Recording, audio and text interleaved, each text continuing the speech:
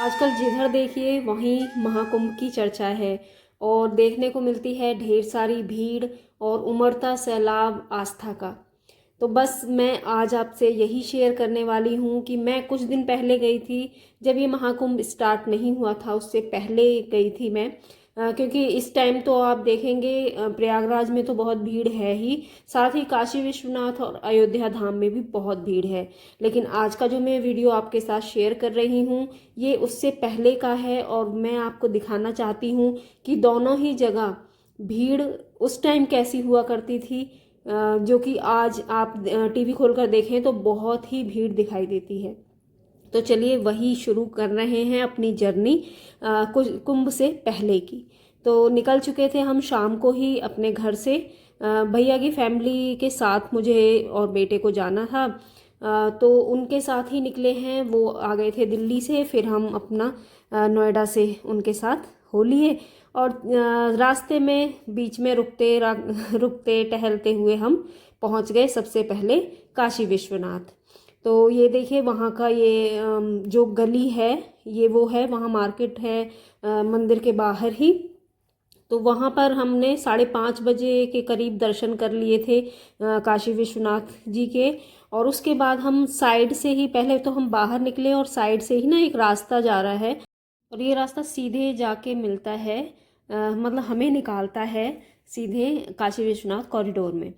तो यहाँ से ये रास्ता जो है ना, इसमें जाने का हमें ये बेनिफिट हुआ कि यहाँ जो छोटे छोटे मंदिर आपको दिखाई दे जाएंगे, बहुत पुरानी बिल्डिंगें आपको दिखाई देंगी, जिन्हें देख के लगता है कि हाँ ये पौराणिक जगह है, कोई नई बनाई हुई नहीं है। और आ चुके हैं हम कॉरिडोर में, काशी विश्वनाथ कॉरिडोर में। ये देखिए मंदिर से रास्ता आ रहा है और हम यहाँ बैक दीवार के बैक की साइड से आए हैं। जो अभी आपने मूर्ति देखी वो आदि शंकराचार्य जी की है। बहुत ही सुंदर मूर्ति, बहुत ही मनभावक। और जब हम मंदिर से निकल कर आए थे ना तो सूर्योदय होने लगा था और फिर हमने गंगा जी के तट पर बैठकर देखिए सूर्योदय देखा, बहुत ही अच्छा लगा, बहुत ही मनभावक था। बस ये कह सकती हूँ कि वो चीज़ मतलब कहीं नहीं जा सकती जो हम उस वक्त महसूस कर रहे थे। तो देखिए सूरज देवता की छवि जो है वो माँ गंगा में किस तरह से दिखाई दे रही है, देखिए उनका प्रतिबिंब दिखाई दे रहा है, रोशनी दिखाई दे रही है। तो बहुत ही सुंदर और बहुत ही मतलब प्यारा दृश्य था, बहुत ही मन लग रहा था। तो हम सब तो यहाँ घूम रहे थे, फिर रहे थे और फिर एक जगह सभी लोग बैठे और बैठकर फिर यहाँ के नज़ारे का आनंद लिया और यहाँ की जो पॉजिटिव एनर्जी थी उसे महसूस करने लगे। ताकि जो देखिए ऐसे जगह हम जब भी जाते हैं ना, कहीं भी किसी भी धार्मिक स्थल पर हम जाते हैं, तीर्थ स्थान पर जाते हैं, वहाँ की जो एनर्जी होती है, जो पॉजिटिविटी होती है, उसका अनुभव हमें ज़रूर करना चाहिए। तो ये है काशी विश्वनाथ मंदिर के पीछे का दृश्य, जो कि है गंगा मैया जहाँ बह रही हैं और सूर्योदय निकल रहा है। और यहाँ पर एक ये फोर्ट भी है, इसमें जाना अलाउ नहीं है। इसके बारे में तो मुझे ज़्यादा जानकारी नहीं है तो मैं आपको नहीं बता सकती। और देखिए वहाँ के ये छोटे छोटे और कुछ बड़े मंदिर भी हैं, कुछ पुरानी बिल्डिंग्स हैं जो कि हमने यहाँ पर देखी थी। काशी विश्वनाथ मंदिर के लिए तो पहचाना ही जाता है और साथ ही बनारस बहुत फेमस है वहाँ की कारीगरी के लिए, जो कि हैं बनारसी साड़ी।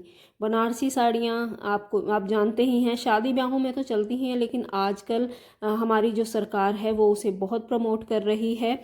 तो जगह जगह देश से विदेश तक यहाँ का कारोबार बनारसी साड़ियों का या ड्रेसेस का चलता है और आजकल तो बहुत चलन में भी है बनारसी कपड़ा। तो अगर आप बनारस जा रहे हैं ना तो वहाँ काशी विश्वनाथ जी के दर्शन तो कीजिए ही, और साथ ही बनारस की सौगात बनारसी साड़ी या दुपट्टा लाना मत भूलिएगा।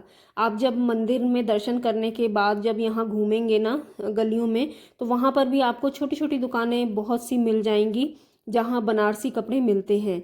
तो लाना मत भूलिएगा जब भी आप बनारस जाएं। और काशी विश्वनाथ के दर्शन करके तो बहुत ही मज़ा आया, बहुत ही आनंद आया। क्योंकि जब हम मंदिर में थे ना तो मंदिर में उस वक्त आरती चल रही थी और हम लाइन में खड़े हुए थे, तो वो दृश्य तो मैं आपको मतलब बता नहीं सकती, अपने शब्दों में मैं उसे बयां ही नहीं कर सकती।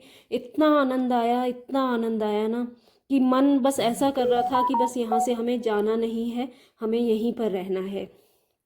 और हम अंदर वीडियो शूट नहीं कर सकते थे क्योंकि वहाँ कैमरा या मोबाइल ले जाना कुछ भी अलाउ नहीं है।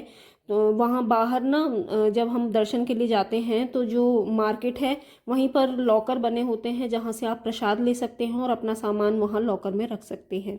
तो ये सुविधा वहाँ पर दी हुई है। तो उठाइए आप भी आनंद, क्योंकि हमने तो बहुत आनंद उठाया काशी विश्वनाथ पर। बहुत ही अच्छी जगह है।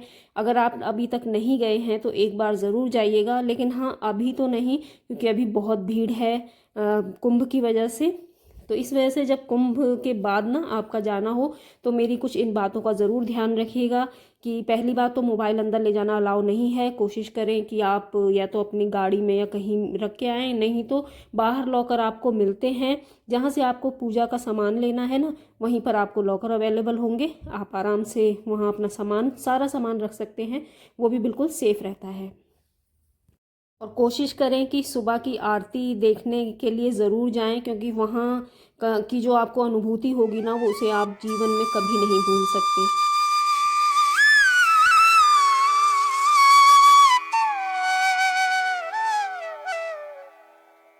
भगवान काशी विश्वनाथ के दर्शन के बाद हम गए थे गंगा जी घाट, और फिर गंगा घाट के बाद उसके बाद हमने जब मतलब शुरू से ही सुबह से ही हमने कुछ खाया पिया नहीं था, पानी तक नहीं पिया था।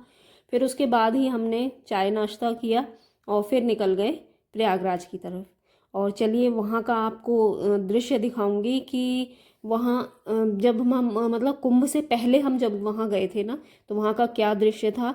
और आज तो खैर बहुत भीड़ है। वो सब चीज़ें तो आपको कई वीडियोस में और टेलीविज़न्स में देखने को मिल ही रही होंगी, लेकिन मैं आपको आज वो नज़ारा दिखाऊंगी जो कुंभ से पहले का या कुंभ होने के बाद का होता है, कि वहाँ कैसी भीड़ होती है, कैसे दर्शन होते हैं, कहाँ पार्किंग होती है। उस हिसाब से ही आप देखेंगे कि बहुत ही बिल्कुल यूँ समझ लीजिए कि बिल्कुल उल्टा है। उल्टे से मतलब है कि ज़मीन आसमान का फ़र्क हो जाता है। अब देखिए हम पहुंच गए थे प्रयागराज। ये संगम का घाट है जो त्रिवेणी है, वही है। और देखिए कितनी सारी यहाँ बोट्स हैं। पार्किंग भी यहीं पर अवेलेबल है, गंगा घाट पर ही। देखिए हमारी गाड़ी भी पार्क हो गई। काफ़ी लोगों की गाड़ियाँ यहीं पर ही खड़ी हुई थी। और फिर यहीं से हम बैठे बोट में। जो संगम घाट है वो थोड़ा ना अंदर जाके पड़ता है, तो इसलिए यहाँ बोट लेनी पड़ती है। और बोट में हम बैठ गए। इसमें उस वक्त, आज तो बहुत चार्ज ले रहे हैं, लेकिन उस वक्त जो चार्ज है वो पर पर्सन 150 रुपये या 200 रुपये ले रहे थे। लेकिन अगर आप बार्गनिंग करेंगे ना, मोल भाव करेंगे, तो 100 रुपीज़ पर पर्सन के हिसाब से भी वो बोट ले जाते हैं। तो बस हम चल दिए, हम हो गए नाव पे सवार और चल दिए संगम घाट की तरफ। कैसा लग रहा है आपको नाव में बैठ के? बस लग रहा है बैठे हैं। दिख तो रहा। तो यहाँ आ गया। ये देखो ये पानी देखो, ये आ गया सब गंगा मैया का पानी। चलिए अब आपको संगम के दर्शन कराते हैं।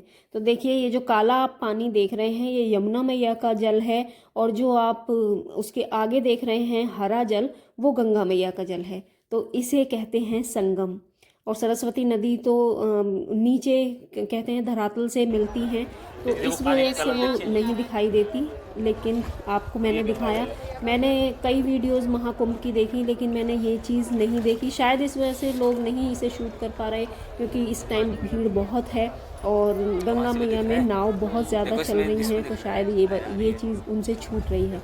तो अगर आप इस चीज़ को देखना चाहते हैं ना, तो महाकुंभ के बाद एक बार ज़रूर जाइएगा, और ये चीज़ आपको वहाँ साफ साफ दिखाई देगी कि इसे संगम क्यों कहते हैं।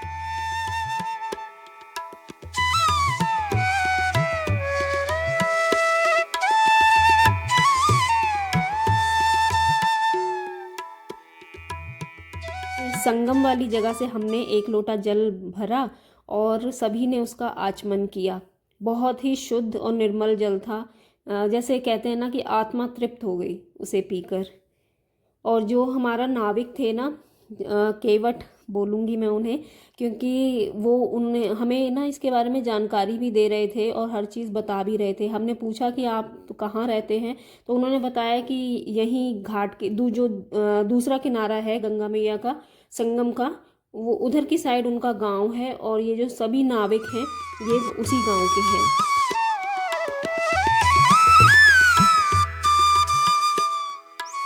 स्नान करने के बाद हम फिर लौट आए थे अपने उसी घाट पे जहाँ से हम बैठे थे। तो यहीं पर देखिए जो किला है ना, उसी के सामने ही पार्किंग हमें मिल गई थी, वहीं हमने गाड़ी खड़ी की बिल्कुल गंगा जी के किनारे, तो हमें बिल्कुल नहीं चलना पड़ा। तो ये है अंतर महाकुंभ के समय जाने का और महाकुंभ से पहले या बाद में जाने का।